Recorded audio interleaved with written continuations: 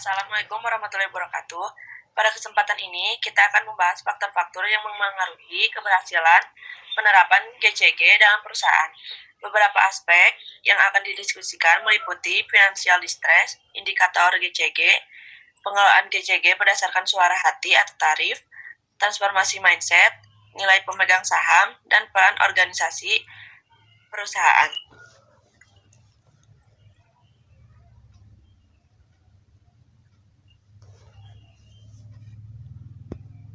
Kalau menurut saya, salah satu alasan kenapa pentingnya penerapan GCG yaitu adalah mencegah terjadinya financial distress atau kesulitan keuangan dalam perusahaan yang memiliki tata kelola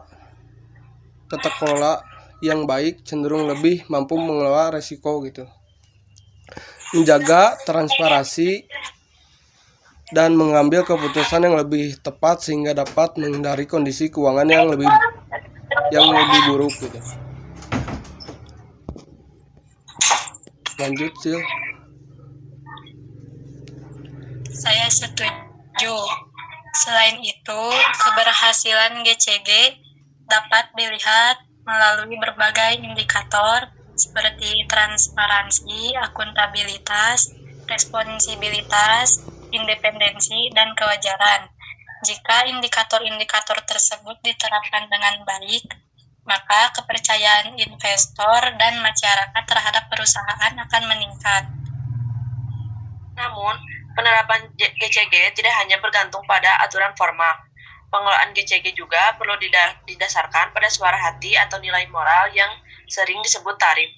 Dengan menjunjung integritas atau etika, setiap individu dalam perusahaan dapat menjalankan tugasnya secara jujur dan bertanggung jawab.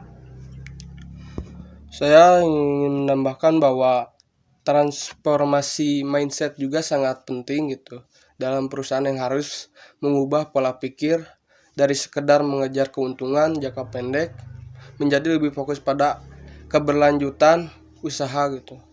Terus perubahan pola pikir ini akan mendorong terciptanya budaya kerja yang lebih profesional dan beretika.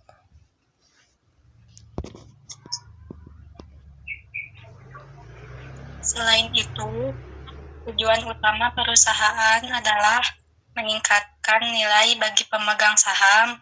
Penerapan GCG yang efektif dapat meningkatkan kinerja perusahaan, memperkuat reputasi, dan pada akhirnya memberikan keuntungan yang lebih besar kepada para pemegang saham. Keberhasilan tersebut juga tidak terlepas dari peran maksudnya yaitu organisasi dalam perusahaan tersebut seperti rapatnya umum atau pemegang saham, dalam singkatnya yaitu RUPS, Dewan Komisari, dan Direksi. Yang ketiga organ tersebut ini memiliki tanggung jawab yang lebih berbeda namun saling melengkapi dalam memastikan tata kelola yang lebih baik dalam perusahaan tersebut dengan berjalannya yang lebih baik gitu. Kesimpulannya, berdasarkan diskusi yang telah dilakukan, dapat disimpulkan bahwa keberhasilan penerapan GCG dipengaruhi oleh kemampuan perusahaan menghindari financial distress, penerapan indikator GCG secara konsisten, pengelolaan berdasarkan nilai etika dan suara hati, transformasi mindset, meningkatkan nilai pemegang saham, serta peran aktif organisasi perusahaan. Oleh karena itu, seluruh unsur perusahaan perlu bekerja sama agar tata kelola yang baik dapat tercapai secara optimal.